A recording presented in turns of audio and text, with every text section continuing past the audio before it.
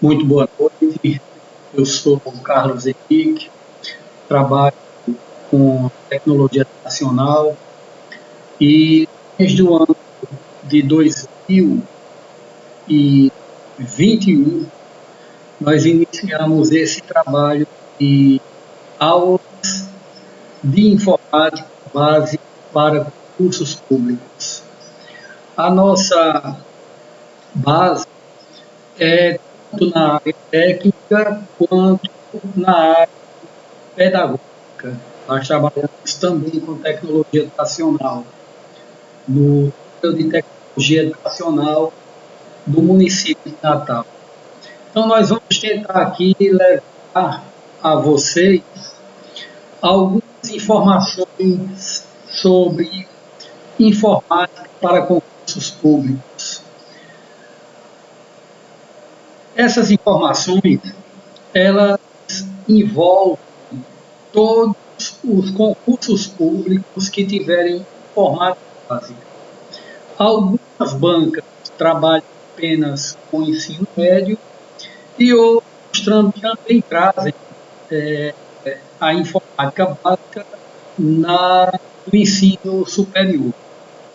Então, nós temos aí o apoio do vereador Pedro Aquino, da oficina do samba, e vamos ver o que nós fazemos hoje. Antes disso, anuncio a vocês que amanhã, dia 21, nós vamos ter um aulão com o professor Eduardo Santos, no SEMPUI, às 14 horas. Esse aulão é de língua portuguesa, aliás, vai trabalhar só redação para concurso público e Enem. Tá? A entrada lá vai ser 1 quilo de alimento não perecível, às 14 horas, no SEMUI.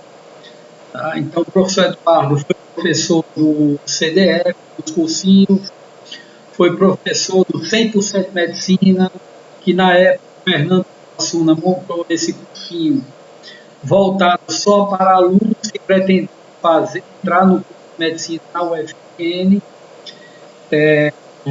Foi professor substituto da UFRN, tá? E aí nós vamos estar levando esse professor amanhã para o SEMUI.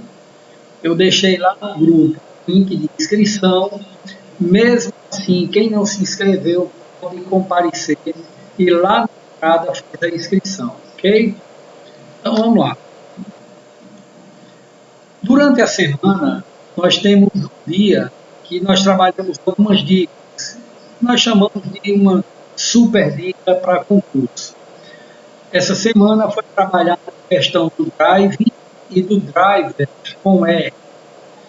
Drive é uma coisa, driver com R, outra coisa. Tá? Então, nós trabalhamos essa informação durante a semana. Próxima semana nós traremos informações novas. Então vamos para a aula de hoje. Bom, na aula de hoje nós temos a primeira questão que diz assim: o texto abaixo é parte de uma propaganda de um fornecedor de serviços de armazenamento de dados em nuvem. Mantenha a produtividade quando você estiver fora do escritório. É possível acessar seus arquivos sem estar online. Isso significa que os arquivos mais importantes sempre estarão com você. Na prefeitura do município de Narnia, utilizam esse serviço da Microsoft que é denominado de. Então, essa questão foi trabalhada esta semana por nós. Mas vejam bem, a primeira coisa que você observa em uma questão como esta é ele fala em armazenamento em nuvem, em primeira mão, e logo abaixo ele diz que esse tipo de armazenamento aí é um serviço da Microsoft. Então você tem que ter conhecimento prévio para você saber qual é o drive de armazenamento em nuvem da Microsoft ou a memória de armazenamento da Microsoft. Letra A é o G Drive. Letra B é o Dropbox. Letra C é o Giga Drive. Letra D é o OneDrive. Letra D, OneDrive, né? Então, olha só, boa noite, Kátia. Então, veja bem, ele coloca aí 4 alternativas. Você tem que observar qual a banca que você vai estar se preparando. Tem bancas que só tem 4 alternativas, tem bancas que trabalham com 5 alternativas, tem bancas que não eliminam a questão se você errar, tá certo? Então tem outras que já eliminam, então você tem que ter muita atenção. E aí eu coloco alguns comentários a respeito da questão. O que é o G-Drive? O que é o G-Drive, né? Então, vamos aí. G-Drive nada mais é que o Google Drive. O Google Drive é o dispositivo de armazenamento de informação em nuvem da empresa Google. Eu coloquei aí como informação, pode até ser que não esteja em questão, mas é importante você saber a data de lançamento do Google Drive, que foi no dia 24 de abril de 2012, criado pela Google. Qual é a linguagem que ele utiliza? Python ou Objective-C, tá certo? Bom, mas a alternativa correta para esta questão é a letra D. A letra D é a alternativa correta. O OneDrive é o dispositivo de armazenamento em nuvem da Microsoft. Então ele coloca todo aquele texto inicial, né, justamente para você se embaralhar. E depois ele diz que na prefeitura do município de Narnia utilizaram ou utilizam o serviço da Microsoft, que é denominado OneDrive. Se ele perguntasse pelo serviço da Google, era Google Drive ou G Drive. Dropbox é da empresa Dropbox, tá? E o Giga Drive, pessoal, o Giga Drive, ele não é um dispositivo de armazenamento em nuvem. Letra C, não é um dispositivo de armazenamento em nuvem. Quem nunca ouviu falar em Giga Drive, tenha muito cuidado, porque o Giga Drive, ele é um dispositivo externo. Ele é externo. Ele é como o HD externo que a gente fala, tá bom? Então, o Giga Drive é um dispositivo externo de armazenamento de informação. Mas a letra certa é a letra D. Vamos aqui ver uma informação. O Dropbox ele foi lançado no dia 11 de setembro de 2008, né, da empresa Dropbox Inc., fundação 2007, tem sede em São Francisco, na Califórnia, nos Estados Unidos, e os fundadores são esses aí, Drew Houston e Aaron Ferguson, né? A linguagem de programação utilizada são essas 4 linguagens aí. Python vai estar em quase todas elas, ou todas, né? O Giga Drive, eu já expliquei, ele é uma espécie de SSD, né? HD, que é o SSD, é um dispositivo mais rápido, né, para armazenamento de informação. Então, ele não, toda vida que você viu o nome Giga Drive, não é dispositivo de armazenamento interno e muito menos um dispositivo de armazenamento em nuvem. O Giga Drive é um dispositivo de armazenamento externo. E aí, por último, nós temos o OneDrive, que é um serviço de armazenamento em nuvem da Microsoft, e através dele é possível armazenar, compartilhar, sincronizar qualquer arquivo usando uma conta da Microsoft. Vale salientar, pessoal, que se você tem a conta Microsoft paga, você tem um espaço para armazenamento no OneDrive. Isso é no OneDrive, isso é no Google Drive, isso é no Dropbox, Terabox, qualquer dispositivo de armazenamento em nuvem. Você vai ter um espaço para não pagos e um espaço para quem paga, tá? E já é bem amplo, tá bom? O lançamento do OneDrive foi no dia 1º de agosto de 2007. Alguma dúvida, qualquer coisa, vocês podem pedir para parar e fazer a pergunta, tá bom? Se eu souber responder, eu respondo na hora. Vamos para a segunda questão. Unidade de entrada utilizada para receber ordens de escolhas via monitor através de cliques e movimentos direcionados. Já respondeu a questão. Então, a gente está trabalhando com questões basicamente de hardware, tá? Dispositivos de entrada e saída de informação. Pessoal, quando se fala em cliques, já vem à nossa mente o teclado, não é? Não é. Já vem à nossa mente o mouse. Quando se trabalha com cliques e movimento direcionado, você se reporta ao mouse.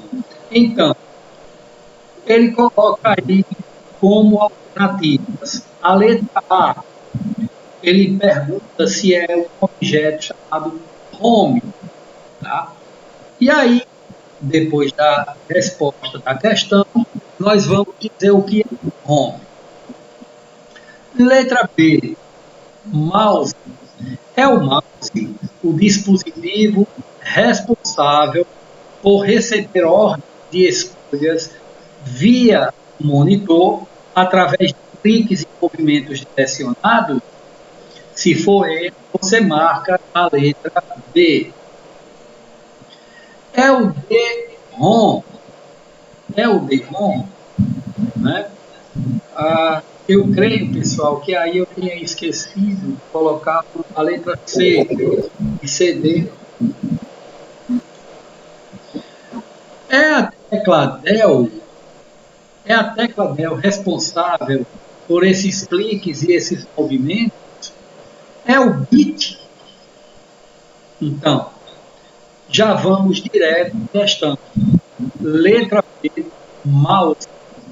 Mouse é o objeto ou periférico de entrada de informação responsável pelo clique e pelos movimentos direcionados, onde, através do monitor, eu localizo o objeto que eu desejo executar, abrir, mover e executo através dos cliques. Bom, para completar a questão, vamos para a letra A na opção Home. O que é Home? Home pode ser algo voltado para início. Se eu estou no Microsoft Word, no aplicativo Word, acabei de digitar o texto, o cursor está no final da linha de um parágrafo. Quando eu pressiono a tecla Home, o cursor vai para o início da linha deste parágrafo. A tecla Home, ela está presente em atalhos também, como Ctrl Home, né? Quando eu pressiono Ctrl Home, ele já faz uma outra coisa, né? Eu já executo uma outra tarefa. Quer perguntar, Kátia? Bom, em aplicativos como o Word, Home pressiona o cursor ao início, como eu acabei de falar. Então eu posso usar Ctrl Home, Ctrl Shift Home, tá? Só Home. Então você tem que saber o que são esses atalhos, para que servem essas teclas. Quando estiverem estudando, observem o teclado, a divisão do teclado. Teclado numérico, teclado alfanumérico, teclas de função, teclas de direção, teclas especiais. E a tecla Home, ela está aí nesse conjunto de teclas especiais. Home, End, né? Vão existir momentos que ela faz parte das teclas de direção, né? Tab, Caps Lock, Shift e assim por diante. Vamos aí para a letra B, que é, aliás, a letra C. Eu realmente esqueci a letra C. Na letra C era CD-ROM. O que é o CD-ROM? CD-ROM, pessoal, é um dispositivo de entrada de um leite, de um disco, tá? O CD-ROM, ele pode ser um dispositivo de leitura e gravação e pode ser também o objeto de armazenamento de informação, que é o disco. Muitas vezes nós dizemos: eu quero que você insira o CD-ROM no computador. Então, eu vou inserir o CD-ROM na unidade de CD-ROM ou na unidade DVD, tá? Eu tenho que ter muito cuidado quando eu estiver lendo uma questão. O CD-ROM é uma memória. O drive CD-ROM é um dispositivo de leitura, tá? Então tem que ter muito cuidado. Esse CD-ROM ou esse DVD, ele pode ser R, que é de ROM, né? Lendo, e ele pode ser Read and Write, que é para leitura e escrita. Ele lê e grava, tá bom? Quando ele é R, ele aceita uma gravação e acabou. Quando ele é RW, você pode gravar e regravar, tá bom? Vamos aí para a letra B. A tecla Del é bem interessante isso aí. A tecla Del, pessoal, ela é utilizada em vários recursos. Uma das questões do concurso que costuma cair com muita frequência é quando ela pergunta como você usa a tecla delete para excluir um arquivo sem que ele passe pela lixeira. Toda vez que eu precisar excluir um arquivo sem que ele passe pela lixeira, eu tenho que pressionar Shift mais delete ou Shift mais delete, tá bom? Então, excluir arquivo sem que ele vá para a lixeira, Shift delete. Agora, a tecla Del também serve para exclusão de caracteres do Word, no Excel, no PowerPoint. E aí, olha bem, pode ser questão de concurso. Qual a posição do cursor em um texto para que eu exclua esse texto usando a tecla Delete? Veja, se o cursor está à esquerda de uma palavra, de uma linha ou de um texto, eu pressiono Delete para apagar esse texto. Se o cursor está à direita dessa palavra, desse caractere ou desse texto, eu pressiono a tecla Backspace. Então, Delete é uma tecla usada para excluir caracteres, desde que estes caracteres estejam à direita do cursor. Eita, você enrolou a minha cabeça. Você falou esquerda, depois falou direita. Veja, eu disse que quando o cursor está à esquerda do texto, eu pressiono Delete. Mas se o texto está à direita do cursor, eu pressiono Delete também. Tá bom? Então, é assim que acontecem as pegadinhas em uma questão. O que é bit? Bit, pessoal, é a menor unidade de informação que um computador possui. Bit significa o caractere 1 ou o caractere 0. O computador funciona a partir de impulsos elétricos. A energia vai entrar no dispositivo através do número 1 e ela vai deixar de entrar quando você desliga, que é onde acontece o número 0. Tá? Então, o que é o bit? Bit é a menor unidade de informação que um computador possui. No passado, os computadores não entendiam a linguagem humana. A programação veio a acontecer quando passaram a existir outros meios de comunicação. Então, quando você liga o seu computador, está entrando uma informação e saindo outra, tá bom? Vamos lá. A partir do 1 e 0, o homem criou um dispositivo que o computador passa a entender o caractere, uma letra, um símbolo, um ponto, um caractere qualquer. Esse dispositivo que o homem cria é o conjunto de 8 bits. O conjunto de 8 bits, que eles não se repetem, forma um byte. E aí acontece a base para o sistema de armazenamento de informação. O byte é um byte é igual a 8 bits e é a segunda menor unidade de informação.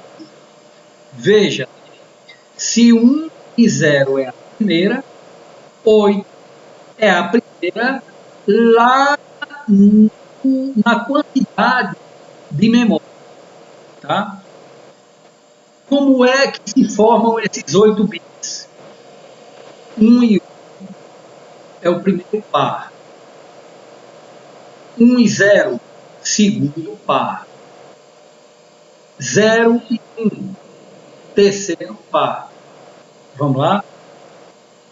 1 e 1, 1, 0, 0 e 0, 0. Então eu tenho os 8 bits, que são 4 pares de bits que não se repetem. Tá bom? Então, a partir daí, começam a surgir os caracteres. O computador começa a conversar com o homem em linguagem humana. Eu pressiono uma tecla ou um clique, ou através da voz, ele pega a informação recebida, transforma essa informação em linguagem humana para que nós possamos nos comunicar com ele. Ok? Então, nessa questão, a alternativa correta é a letra B, que é o mal. Nós, a unidade de entrada utilizada para receber ordens de escolhas via monitor através de cliques e movimentos direcionados é o mapa. Alguma pergunta?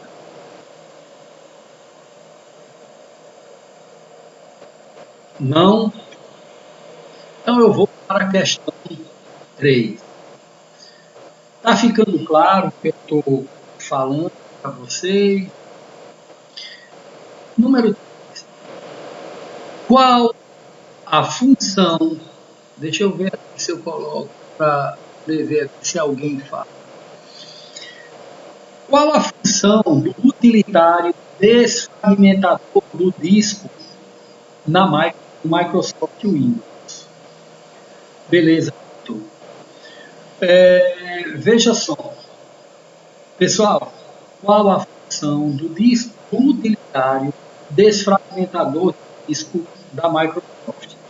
Olhe bem, quando se fala em utilitário, a primeira coisa que você tem que perceber é que os softwares, que são os programas, eles se dividem em... eles se classificam em softwares básicos, softwares aplicativos, softwares afins e softwares utilitários. Algumas bibliografias trazem outras classificações.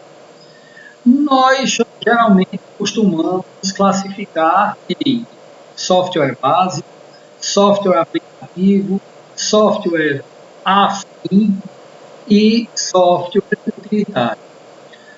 O que são softwares utilitários?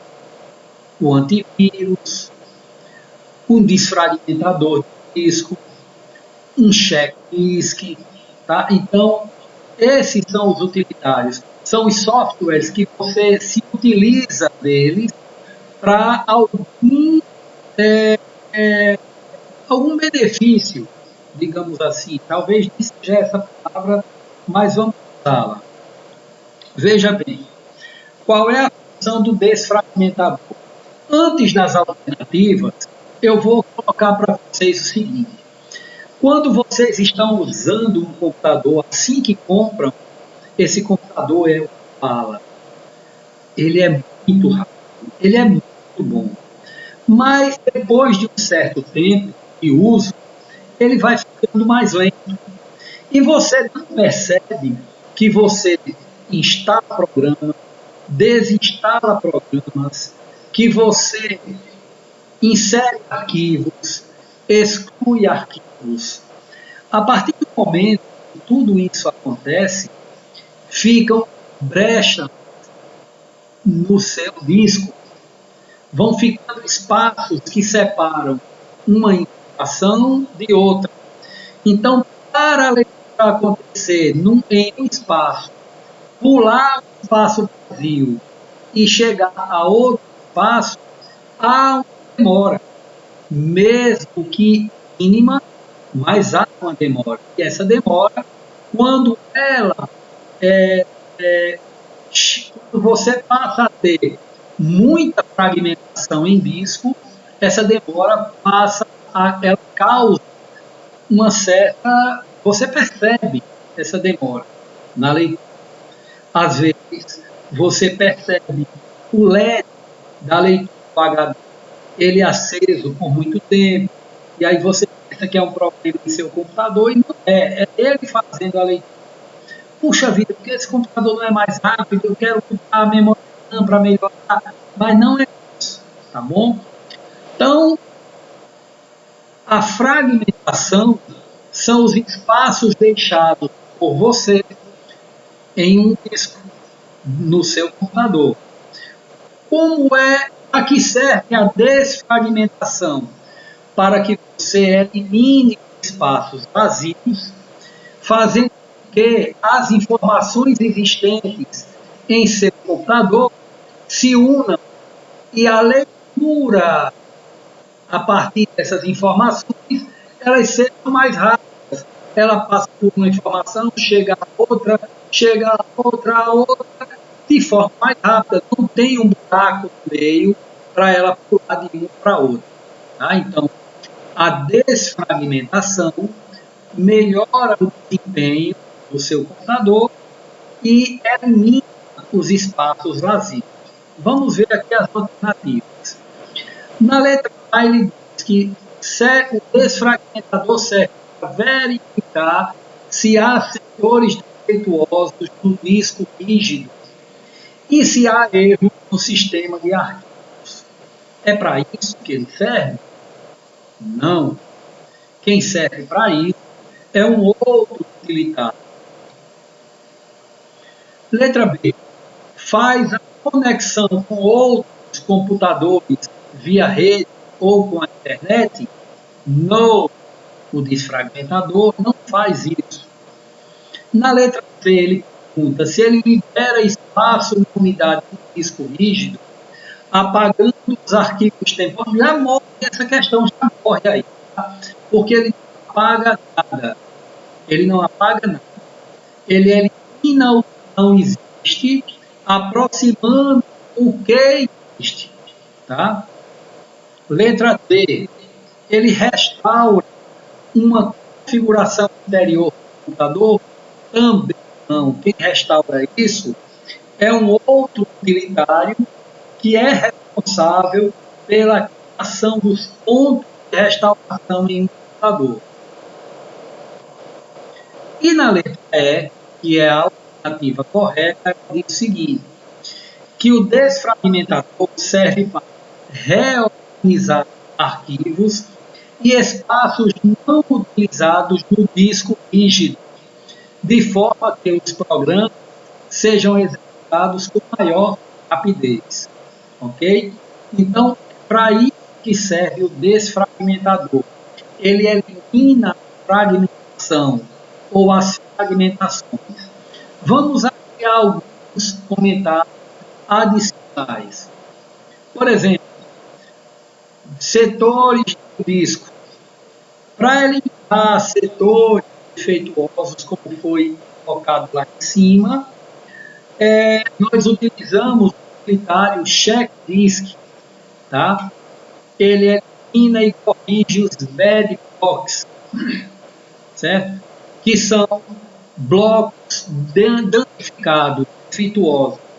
Ele elimina aquele bloco e a partir daquele momento o computador ou a leitura não faz mais menção àquele local defeituoso.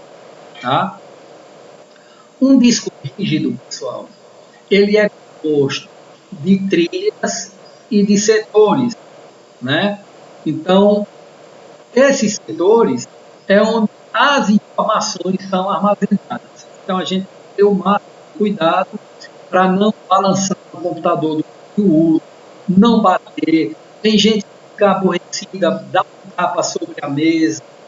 Tá? Então, qualquer movimento no uso de um disco rígido, você pode perder esse disco. Hoje, a tecnologia mais avançada, com o uso do SSD, você já não tem esse problema de leitura através de traços de leitura.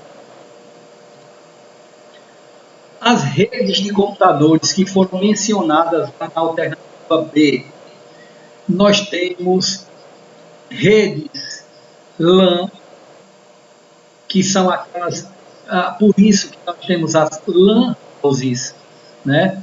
As LAN houses são pequenas redes onde computadores se conectam uns aos outros via cabo. Nós chamamos essa rede de cabeada, tá? Então veja bem, a rede cabeada ela é é um tipo de rede curta, né? É uma rede curta. Então, a rede LAN, a LAN House, partiu dessa primeira rede, a rede LAN, a rede local. A rede MAN, ou Man Redes, essa rede é uma rede que já abrange um território maior, né? Ela trabalha nas regiões, né? A região brasileira, nas regiões norte, sul, leste, oeste. Você conecta computadores a regiões. E a rede WAN, que é uma rede de dimensão continental, ela aproxima ou ela une os continentes, tá bom?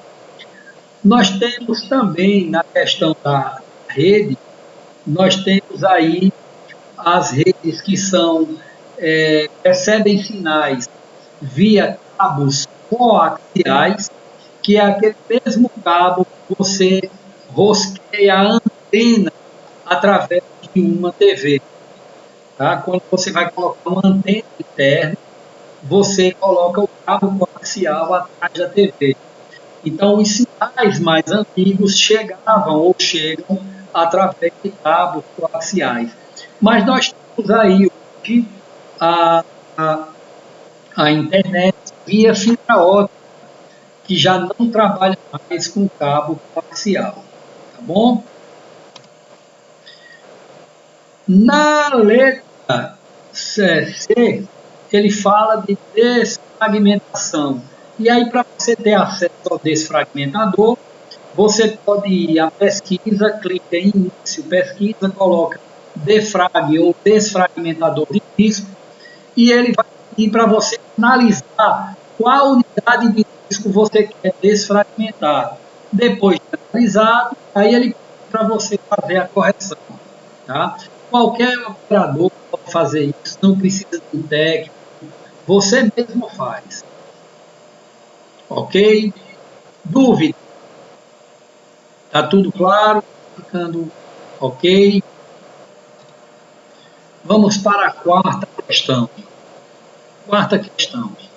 Quarta questão é agora da Fundação Carlos Chagas, técnico judiciário, operação de computadores. Ele diz o seguinte: quando se liga um computador do PC, PC significa personal computer, computador pessoal. Ele busca na memória ROM um firmware que contém instruções para a inicialização do computador. Esse firmware é conhecido como, ó, pessoal, tem dois termos técnicos aí que a pessoa tem que estar sabendo o que significa, senão perde a questão. Bom, quando se liga o computador do computador pessoal, e ó, o computador pessoal pode ser um desktop, que é um computador, aqueles que você coloca sobre a mesa, ou que ele fica na parte de baixo, o gabinete, o monitor, o teclado e o mouse. O computador pessoal pode ser um notebook, pode ser um netbook, tá? Ele pode ser qualquer dispositivo que você manuseia. Ele é um computador pessoal. Um smartphone, ele é um computador pessoal, porque ele é um mini computador muito poderoso, tem muitos computadores desktop. Então, toda vida que você liga o seu computador, ele busca a memória ROM para, a partir dela, buscar as instruções de inicialização. Ou seja, ele vai saber se naquele dispositivo tem um vídeo, se tem o teclado, se tem o tal dispositivo touch que você toca para fazer os movimentos quando é um dispositivo de entrada e saída de informação ao mesmo tempo, tá? Então, a memória ROM, ela faz esse papel. E o que é o firmware? Firmware pessoal, são as instruções contidas nesse dispositivo, né, que é físico, e é a partir dessas instruções que o computador vai ligar, vai ficar pronto para uso. Tá? E quando é que a inicialização é completada? Segundo alguns técnicos, alguns leitores, alguns escritores, algumas biografias, eles dizem que só se confirma a inicialização de um computador após o primeiro comando.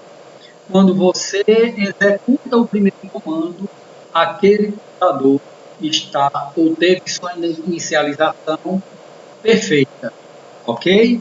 Então vamos para as alternativas. Esse firmware é conhecido como assembly. Estou lendo aqui a portuguesada, porque eu não sei, nem falo inglês e nem leio inglês. Algumas coisas nós lemos corretamente pelo tipo de trabalho e são termos técnicos.